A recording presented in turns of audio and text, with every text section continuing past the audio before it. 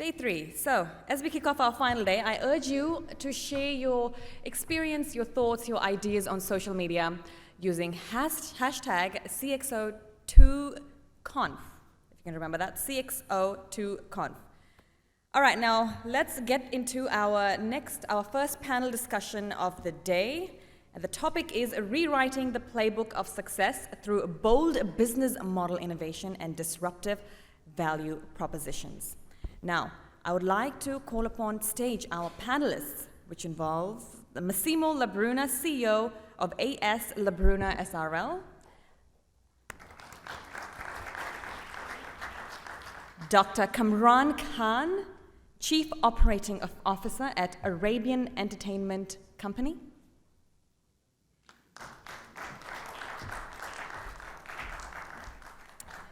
Andrea Stefano, CEO at Movio Service Spa,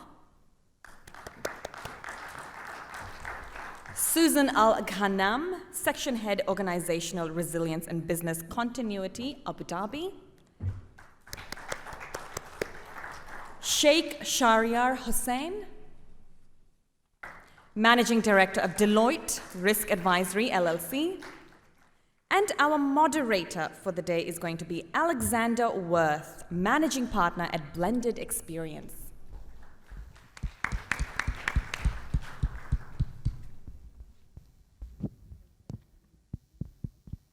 Everyone's got a mic? Over to you, Alexander.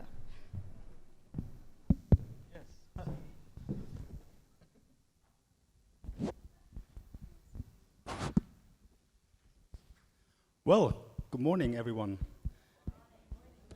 And welcome also from my side to this first panel discussion of the day on the highly relevant topic of rewriting the playbook of success through bold business models and disruptive value propositions. A topic which has gained importance in the past already and is continuing to do so. My name is Alexander Wirth. As announced, I'm the CEO and managing partner of Blended Experience, a small management consulting boutique based in Switzerland. We help our clients to develop strategies and business models for these times of uncertainty, growing competition, and changing markets. I'm very happy to be your moderator today for this panel. And we jump right in by an introduction of my valued fellow co-panelists. Kamran, may I hand over to you? Thank you, Alex. Good morning, ladies and gentlemen. I think we've got a very, very interesting topic and looking forward really to have some insightful discussion. Myself, Kamran Khan, I'm the CEO of Arabian Entertainment Company based out of Saudi Arabia, and we are into operating international restaurant chains. We own the franchise and operate of one of the world's largest American restaurant chain, a restaurant chain from South Africa, and a couple of other local restaurant chains. Thank you. Good morning, everyone. My name is Susan Al-Ghanam. I'm the section head of the Organization Resilience and Business Continuity. I work at the Environment Agency of Abu Dhabi for the past 13 years and plus. And my responsibility is to ensure the survival of the business continuity in my organization, where at the Environment Agency, our aim and goal and objective is to protect and preserve the environment in the Emirate of Abu Dhabi. I've had privilege and almost over 15 years of experience, in the government sector, the private sector, and the local sector, where, my expertise have, expanded, towards, more towards the business continuity and the risk management field today. And I'm sure that we basically have, this is one thing in common we do have on the panel, with all the panelists, guests with us today, and I'm looking forward to hearing everybody's inputs in today's discussion, inshallah. Thank you very much, Susan. Sheikh, Yeah, thank you. My name is Sheikh Shahriar Hussain. I am Managing Director at Deloitte Japan Risk Advisory, mainly responsible for new business promotions. I'm mostly working on disruptive technologies, have a few of the bold projects last few years, like robotics. I also had my old patented self-driving car. And nowadays I'm mostly working on building an ecosystem for those who are working with this kind of disruptive technology and bold decision-making kind of thing. We are giving them a platform where he can connect with the other partners and minimize their risk. So yeah, that's all. We'll be talking about all the things that I've done in the last 10 years. So yeah, thank you for having me here. Thank you, Sheikh. Andrea. Hi, my name is Andrea Danesini. I'm the CEO and founder of Moveo Servizi. We do robotics as a service in a contract business model, and we based in Italy, near to Milan. And our business model is to develop projects and activities and tasks using robotics and humans together, being paid by paper result and paper outcome model.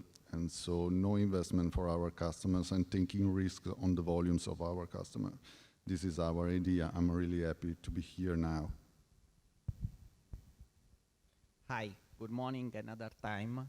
I think we must repeat to wake up this morning for this very interesting panel.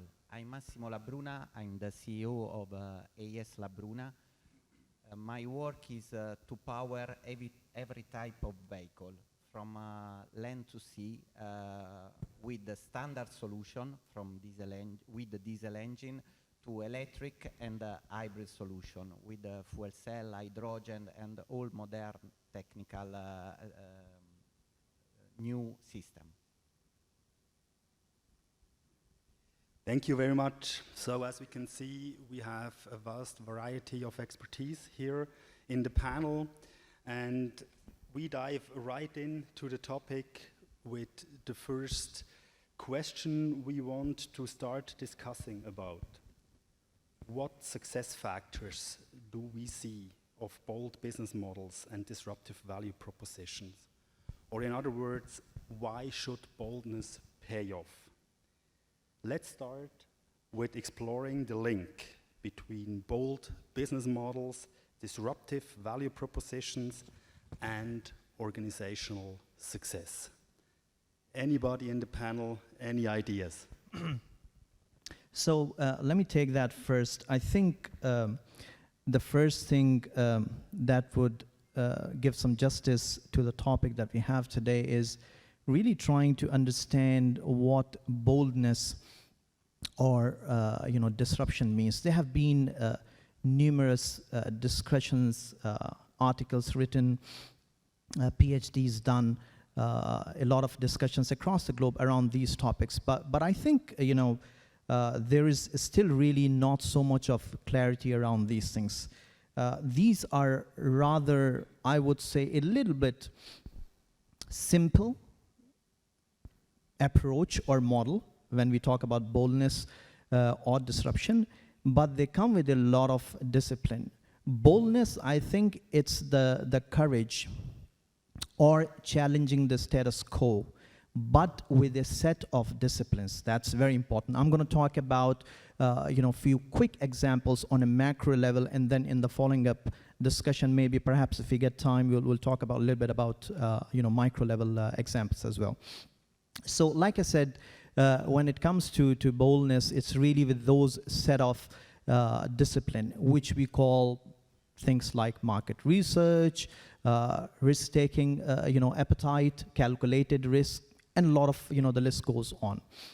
When we talk about disruption, very quickly, while, pondering on different topics and different piece of literatures available regarding disruption, I came across a very interesting article in that was published in Harvard Business Review, which talked about, or which was kind of challenging that the definition of disruption, it's not really, what generally it's thought about, and it was supported by the example of Uber. People think that, Uber created a huge disruption, And in their perspective, it was absolutely not.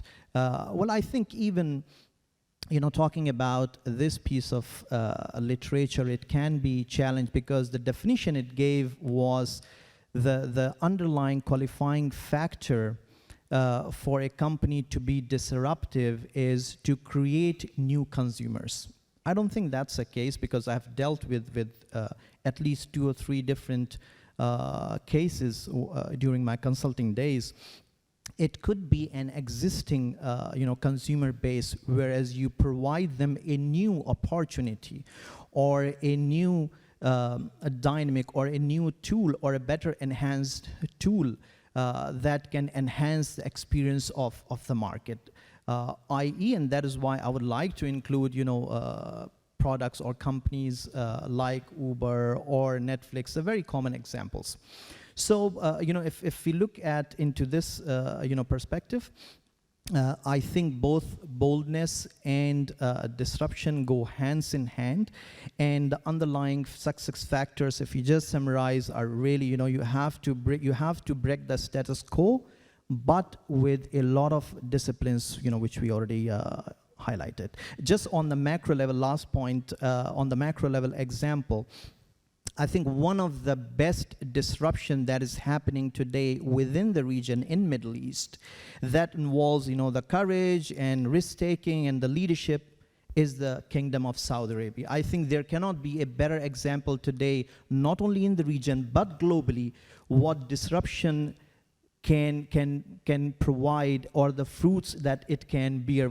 I think we all know, what Saudi Arabia is going through and the set of challenges it went through, and today where it stands, and it's going. So yeah, that's my take on that. Thank you.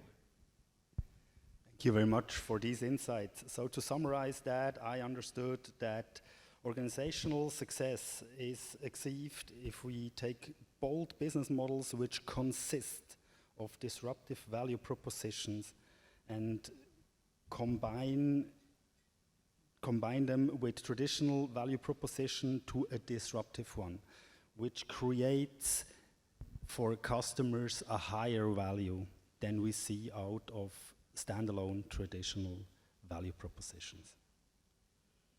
So considering risk-taking, agility, and customer-centric approaches, what would we have to take in mind when we start developing bold business models or disruptive value propositions? All right, I'd like to answer that question. Yes, for having to take the bold business model according to the disruptive, risk itself in the market, one or management or personnel has to have a deep understanding of the market trends and what customers are actually looking for, what are in high demand for. And just to add to our first guest actually mentioned, having to be able to have the boldness to take calculated risks. Now sometimes it could be like a positive, sometimes it could be a negative. If you lack that understanding in the market, then the approach can easily crash and damage the reputation of the organization. So it's taking that into consideration, the understanding of what's happening in the market, what's happening in the countries around us, depending, if I take it for example, in the UAE, we have like different emirates, but in each emirate, the market is actually different. Yet, the business ideas are, exhilarating, and especially if we take even an example, during COVID-19. COVID-19 had caused a lot of disruptions. It has shut down a lot of businesses. It was an unexpected, event or a crisis that no one in the world expected. It shut down a lot of businesses, in the long term, but it actually opened up a lot of doors, for people to become more innovative, to bring more innovative and creative products in the market, and like I mentioned about Uber, now you have, food deliveries or certain home deliveries because of the COVID-19 itself. So that itself, yes, it's a calculated risk, but will the people, accept it? Did they accept it during COVID-19? It took them time, until we all adapted to it. And now it's become part of the market trend. So now the expectations of customer, and especially customer centricity, people now are expected more innovative, approaches from, private companies to come up with more ideas. So at least, again, it's exhilarating, it's exciting, but again, you need to have a deeper understanding in the market itself, because you want to be able to make sure that the products or the services or the process or the systems that you are actually creating through your companies end up as, what they mentioned in the BCG matrix, that end up as our target is to end up as the cash cow and to reach the star, and rather than let it linger for a while until it becomes a huge question mark. I hope I was able to answer that question. Thank you very much, Susan. I think this is a very interesting example, what you just mentioned with these delivery platforms that were created during COVID, very successfully created. We see movements towards platform and ecosystem businesses raising, and talking about the customer centricity of those approaches, what makes them usually successful is that the value proposition out of a platform, out of an ecosystem, exceeds the value proposition of each contributor by far. And that's interesting and valuable to the client. But if you create an ecosystem, if you develop a platform, you have to invest a lot of effort in resources and in money. And compared to traditional business models, the time until you reach ROI usually is much longer than in traditional business models.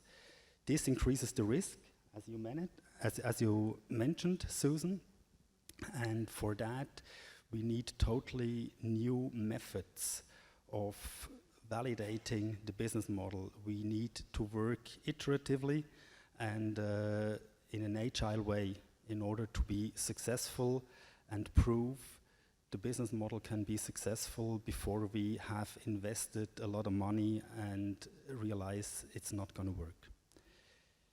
Alexander, I want to add something. Yes, please, Massimo. For the risk of bold business model. I think that today the bold business model is the only way to success. It is true, if you are a smaller company and you must challenge big companies, or if you are a big company and you must remain on the market. Because there is an old motto, that is the motto of today of the SIS UK Special Force. Who dares wins.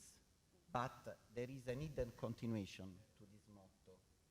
Who dares wins, who sweats wins, who plans wins. Because to build a bold business model do not mean to be reckless, to take your team to take a lot of risk, because you must plan every type of new scenario, new environment. And so you must plan. You must have a lot of commitment to plan everything, because another military motto is that the best plan go down with the first contact with enemies, because there are a lot of variables that you can encounter when you explore new way of business. But in this global market, in this very competitive market, the only way is find your authentic way and explore new segment of the market. This is what have done a little company that now are a great company in the market, because they attack a little segment of the market, but this what they discover now it's appreciated by all the market, and this is very important. So bold business requires a team that is have confidence with failure, because failure is a process to win the market. And I think we must build a bold business model, but with the right team. We must add competence. I hear in these days positive psychology. Yes, because we must make all our efforts and commitment to front the difficulties that we can encounter in the bold business model. Thank you very much, Massimo. And this directly brings us into the next topic quite seamlessly, to discuss the differentiation between traditional and bold business model innovation. Let's continue to identify key distinctions between these two kinds of business models and game-changing approaches to that. Andrea. Yeah. You, Okay. me, no problem. Okay, Feel free. I'll take it from here, yeah. So I've been in this journey for more than 10 years now. You know, I had a wonderful opportunity, alhamdulillah, to work with the biggest fund company, you know, Masa Sonsan, SoftBank. You know, I was a director for his so many crazy projects, you know, robotics, self-driving car, and all those things. So I'll share a little bit from that perspective. First of all, you know, it's really paid off. There is no doubt on that. There is so many risks, there is no doubt about that as well. But after doing this for 10 years, I found that there is a very much lots of way to mitigate all those risks. And if you are well prepared, then it's easier to make the success. So there are few points that we nowadays follows is right timing. When you are choosing your business plan or technology, make sure that this is the right time. I have done this mistake. I went 5 years, advanced, and people has no idea what I'm doing, so it doesn't work. If I am so behind, people are not interested because everyone is doing that. So you have to be very much time specific, you know, maybe 2-3 years advance, not so much advance, not so much lag behind. So that is the time is very much important. Second is, you know, the people and partnership is very much important. Don't drain your energy to something which is not your expertise. Because most of the founders, CEOs, when they started with this bold decision kind of thing, they started doing everything by themselves because they have lack of fundings and something.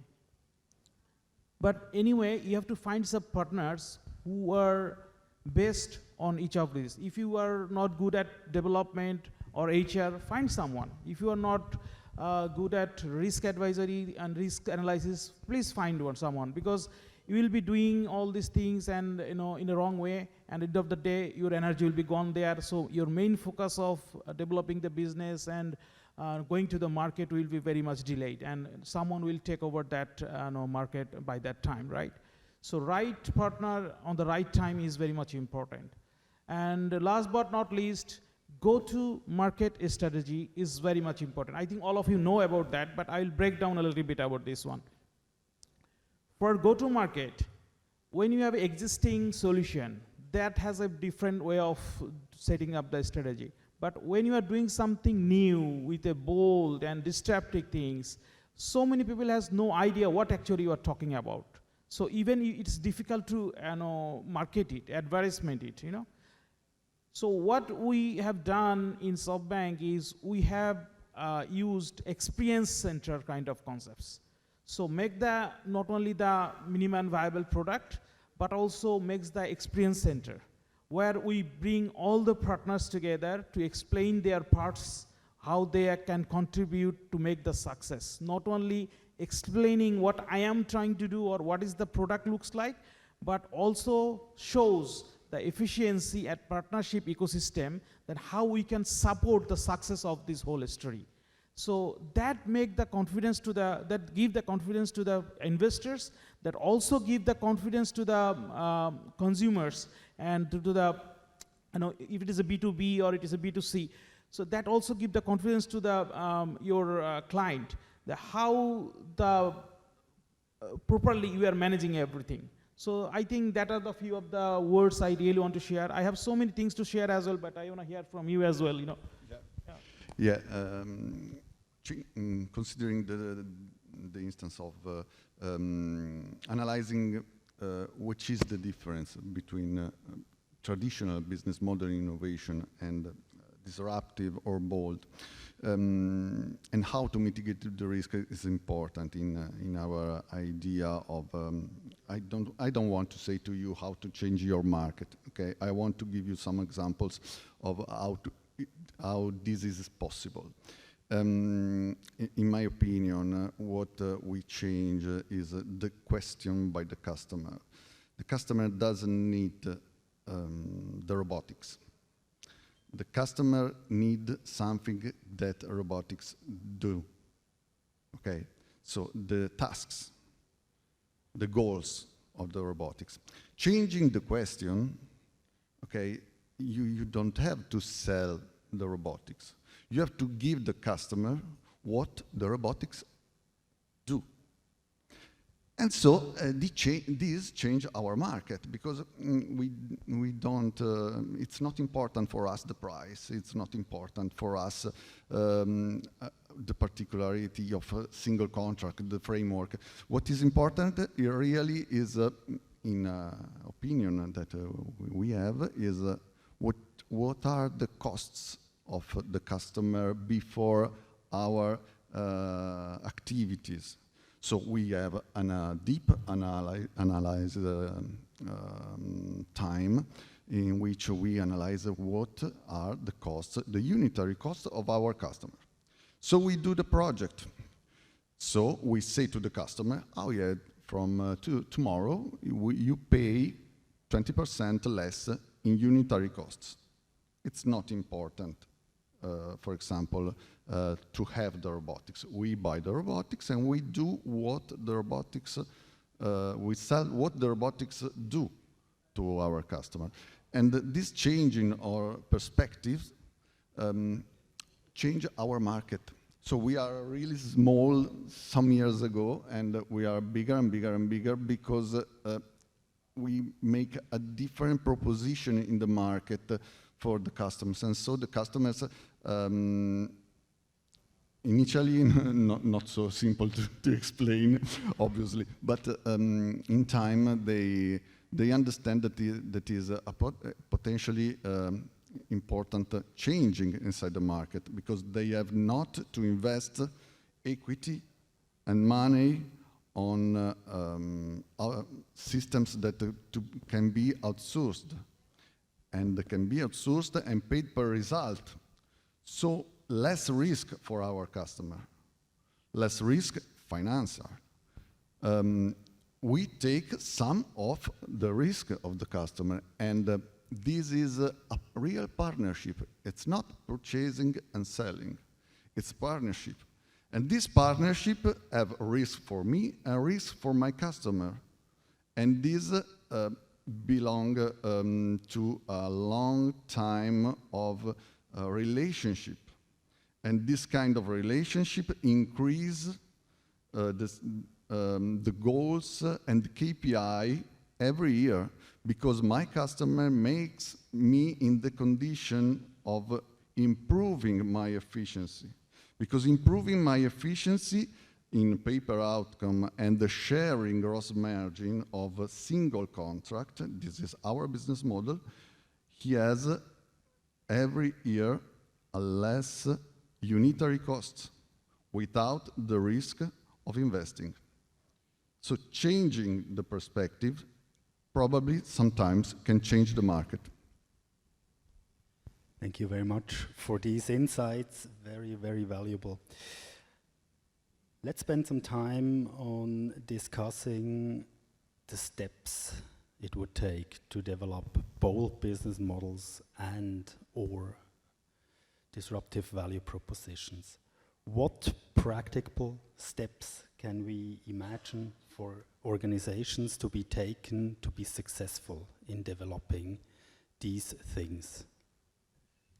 So before I answer the question, I would like to very quickly pick up on one of the points that Susan, I think you mentioned about COVID.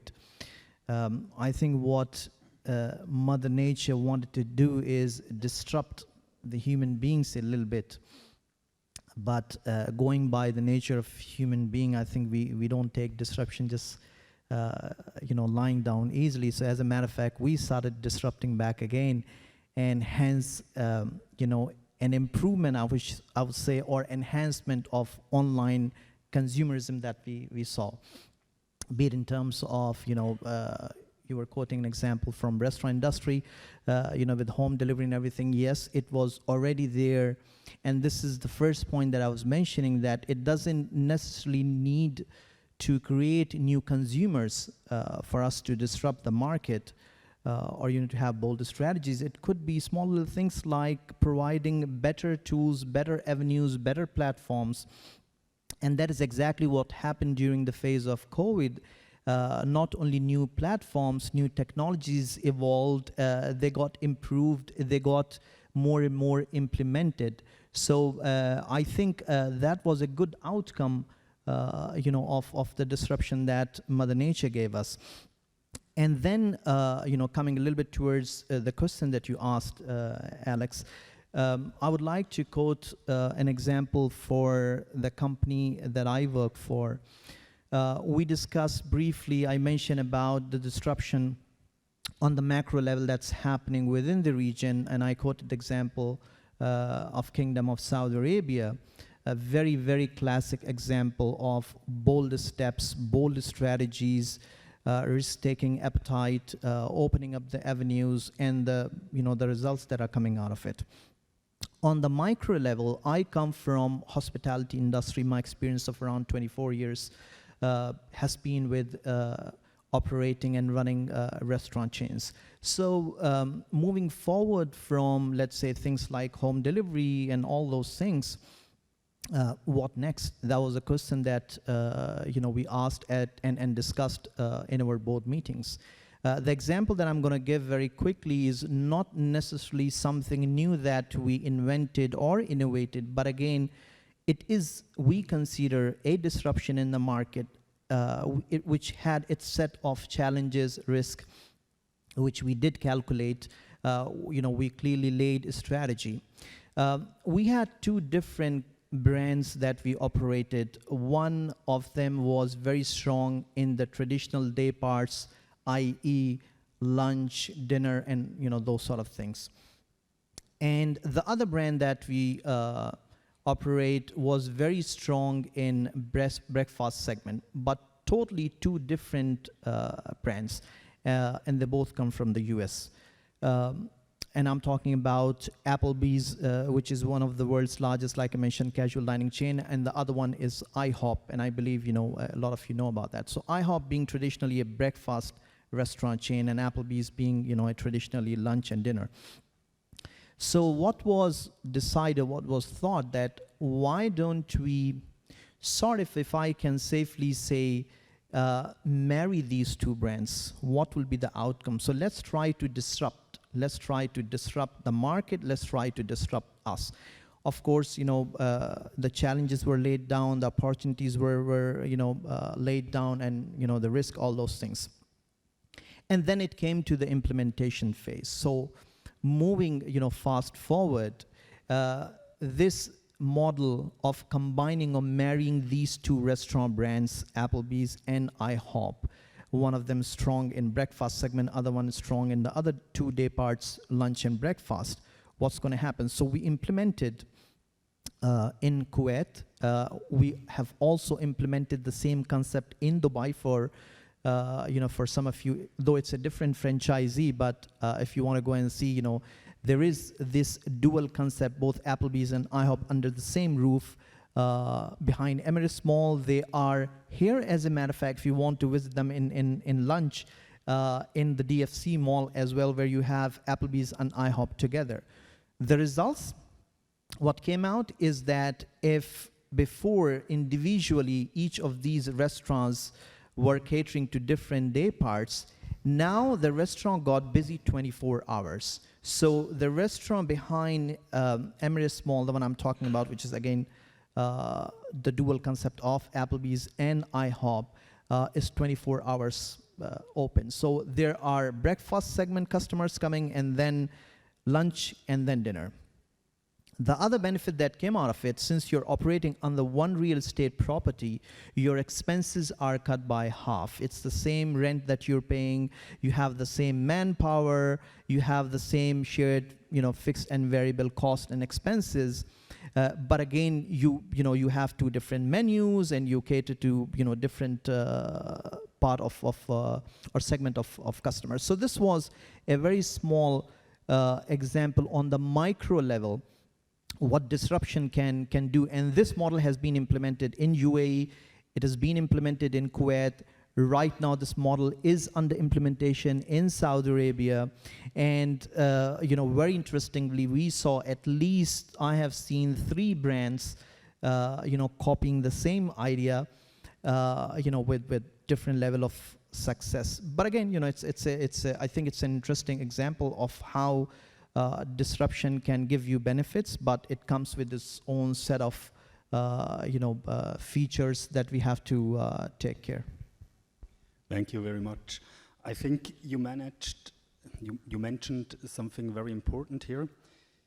Successful business models can be multiplied and can be copied.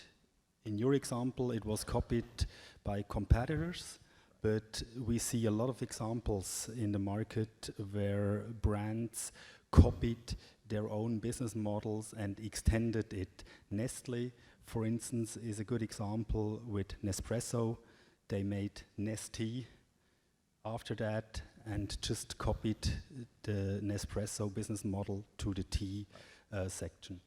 Yes, so before we come to Q&A, I would like to give one more person the word to continue on some advice on practical steps for like 1 or 2 minutes in developing bold business models and disruptive value proposition. So feel free.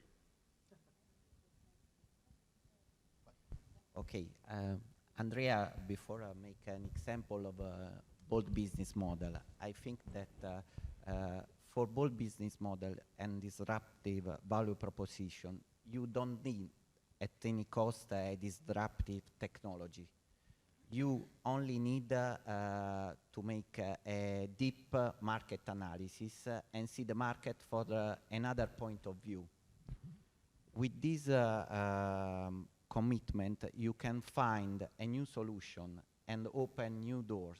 So I think that sometimes disruptive technology and disruptive innovation model are used at the same time, but disruptive technology is only a technology. Disruptive innovation is a process that starts from a deep analysis and go through build also a team that can face this new model. So I think that the planning and the analysis is the great efforts to develop a winning strategy. Yes, I think to develop a business model that has an innovative approach, it's important the deep analysis, as you say, and it's also important to change the perspectives, and it's also important to analyze the possibilities of the market that are near to you. Also, not so near, but a little far, because sometimes we can improve our competencies and our capabilities to change our market only watching near to us, no? And this capacity of link the markets and the solution different in other markets, taking them and in our market changing obviously some tasks, allows us to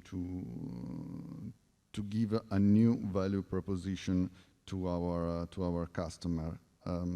It's not only a technological concept. We use technology, we use AI, simulation.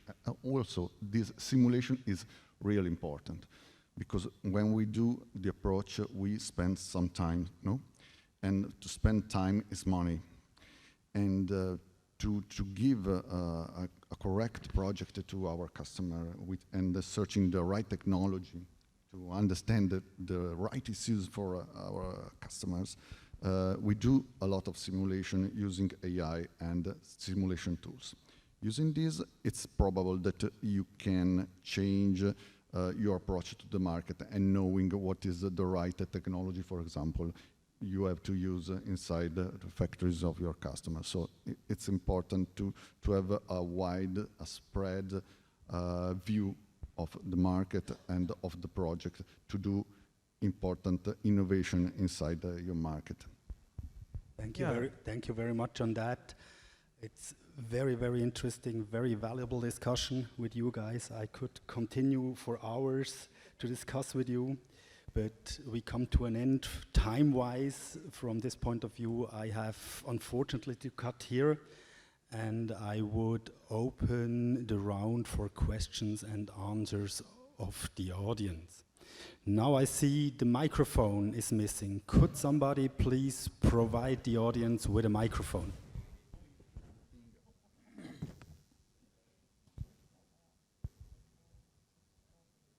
Thank you. Okay, so one of the things, the topic's big and we didn't get a chance to talk about everything. And one thing we didn't talk about was risk. You know, because when you're in this endeavor, you get this great idea and you think you've reinvented the wheel, or you think you have a better mousetrap. And you can get so excited about that moving forward that you're not assessing risk all along the way. But at the same time, you don't want to kill the idea by being fearful of what you're trying to do. You're trying to be bold, but the failures can be spectacular. So I'd be interested to hear what the panel has to say about risk assessment along the journey, because in my opinion, that helps a good idea possibly evolve into a better idea, or at the same time, it could kill the idea and save the company. Can you repeat the last part? If you kill the idea, we couldn't get the last part. What was it? Or if you don't assess the risk properly and you fall in love with your idea, it could kill the company. We've seen that before. And sometimes companies overhype things. The Segway was overhyped, and where are they now? And 1,000 other competitors are out there. And so the risks, you know, how do you keep the energy behind the bold initiative, but at the same time remain flexible enough to either stop while you're ahead or to innovate as you're going along in the process? All right, if I can answer this question. Basically, you actually have to have both support on an internal level and an external level. And then on an internal level, if the person has this idea and is really passionate about it, like you mentioned, that person has to conduct a risk assessment. You know, what are the chances that it's going to be acceptable in the market? What are the chances that customers will be willing and they'll be demanding for this product or service? So it's, again, going back to having an understanding of the market trend and understanding what the customer actually needs and demands. So that person has to take into consideration, if you, in an internal matter, if you have, in an organization, if you have a very supportive management, you know, available, you know, and access to resources, you know, that you need to be bold to take that risk. We've mentioned about risks needs to be calculated. It could result in a negative or a positive way, you know? So basically, again, you need to conduct that risk assessment to eliminate whatever risk itself, before they decide to shut down that kind of idea. But then, even if there are risks, sometimes we've even mentioned at yesterday's panel discussion. For every risks, there are challenges, and for every challenges can be easily turned into an opportunity. If that opportunity can be brought to light in a positive way, you know, it is important as organization, we need to provide that kind of solutions. So yes, definitely introducing a product or service, it's still considered a risk. But then in terms of the business model and the disruptive value proposition, you know, we need to be able to take that risk, but without sacrificing the business sustainability or jeopardizing the business, you know, while it's still, you know, at its peak in the market. I hope I'm able to answer that question. Just 5 seconds quick addition Yeah. to Susan, what you said. Yeah. We talked about, and again, like Alex mentioned at the beginning of the panel discussion, you know, it could go on and on for hours. It's a very interesting topic, but I think risk-taking is an important aspect of, you know, bold strategy, but it has to be a calculated risk, number one. So after you have laid down your opportunities, your challenges, you know, all what you have that we briefly discussed, you need to align your team. And then one of the most important things that you can do is prototyping, and then, you know, testing that product or idea or business model, whatever you have, put it to a test prototype with the calculated risk, with the calculated set defined opportunities and challenges that you as a company and that you as a team can digest in case if it goes south. So I think one of the important thing after all those, you know, defining all those parameters is prototype and testing the business model and the product that you want to implement in the market. From my opinion, one of the most important points in developing new, bold, and radical business models.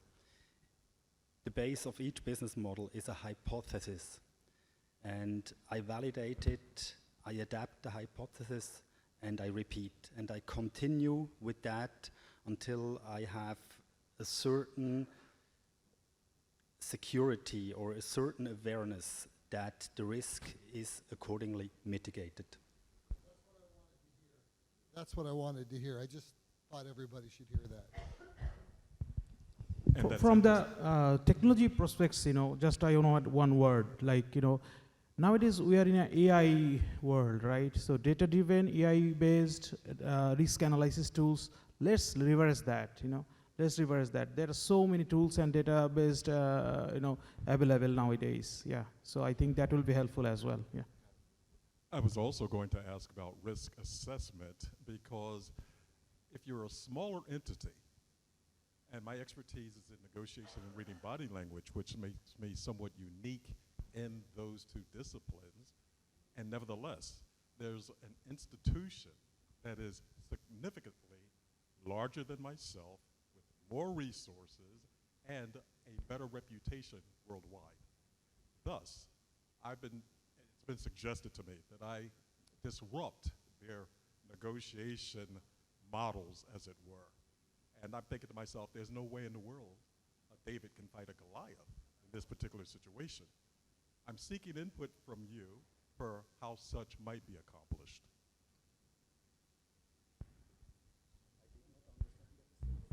Can you just clarify just one more time your inquiry, if it's okay? How might a smaller entity disrupt a much larger, more significant entity with more resources?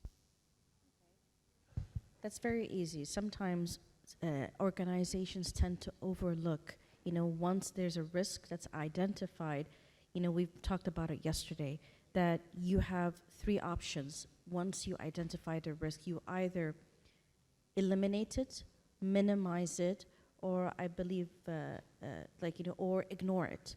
And we cannot ignore those kind of risks. So sometimes these risks, it's like you mentioned, it might start small, but then slowly starts to escalate, you know, causing a huge impact itself. So it is important that we basically, once we conduct this risk assessment, that we take into consideration to mitigate that kind of risk. So at least it will not leave a long-lasting impact, you know, of the release or the impact of the product or the service in the market. And because of the disruptive value proposition, sometimes, one company can easily introduce a product or service or a system, can easily shake up the market itself. I mean, look what happened, again, going back to COVID-19, it even opened up and introduced the artificial intelligence. Now every organization, and every competitor is incorporating this, both on a private sector and a public sector and a governmental sector level itself. So yes, we definitely, as expertise, especially in all of our organization, and our advice to always take in consideration once you get a hold of that risk or the incident before it escalates to a major or catastrophic, resulting to an impact that may easily impact an organization's reputation, their value brand itself. I mean, again, this is a risk organization have to take, like always on a daily basis, and needing to have an understanding in the market. I just hope we were able to answer that. Well, thank you for the feedback, comment, suggestion. Yeah. Anyone else want to take a shot at that? Because again, if you're talking about hypothetically a $30 million operation versus one that has resources of, let's say, 300 million, for ease of numbers, you're talking about that larger entity being able to squash the smaller entity as soon as they really get a foothold into a potential market and the larger entity feels threatened. Okay. Anybody wants to add? So I'm not so clear about the question, but there is one thing that I am understanding is that when you are in a large entity, so there are so many rules, and we call it walls of rules. Will actually will protect you somehow. At the same time, that will not allow you to go beyond that rules.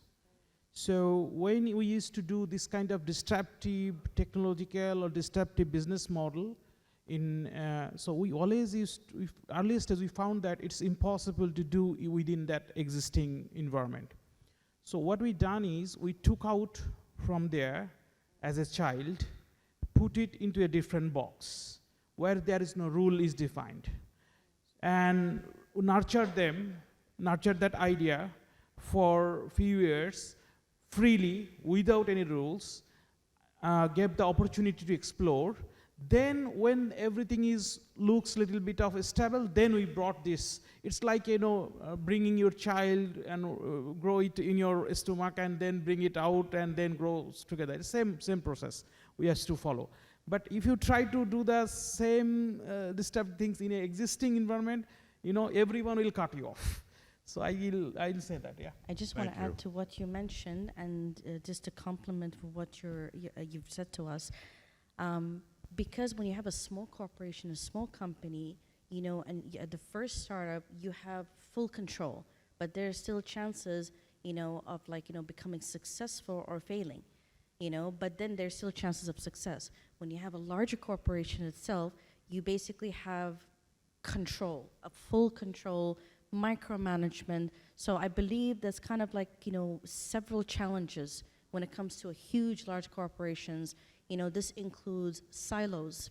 It could be it could be even including, possibly of lack of communication or collaboration between cross-functional departments itself. Sometimes it could be resistance, to certain types of change. Sometimes there could be in a multinational or larger corporation, sometimes the CEO might change, or the leadership might change, or the team might change. But that's a drastic change of change management where organizations have to learn to adapt. It can be challenging. Sometimes it may impact the product or service itself. But again, if you have a very strong, management with senior management and competent employees, the success can continue. But then again, it's still a risk itself. It needs to be taken into consideration. It needs to be researched, and it needs to be we should never underestimate, what happens in larger corporations. You have these challenges on an internal level and on an external level. Sometimes these factors, it's maybe different in certain countries, but the challenge is practically the same. Even as a government entity, we face that same challenge, you know, where basically any changes or any resistance can easily just impact, you know, the outcomes itself. So, Thank you very much. you're welcome. So looking to the organizers, I think our time is up. But I highly invite you to continue the discussion when we're down in the audience, and we are happy to continue and answering your questions. Thank you very much. To you, the audience, to you, my fellow panelists, it was a great pleasure. A big round of applause for our panelists for their insightful contribution to our conference. Thank you. Photo group.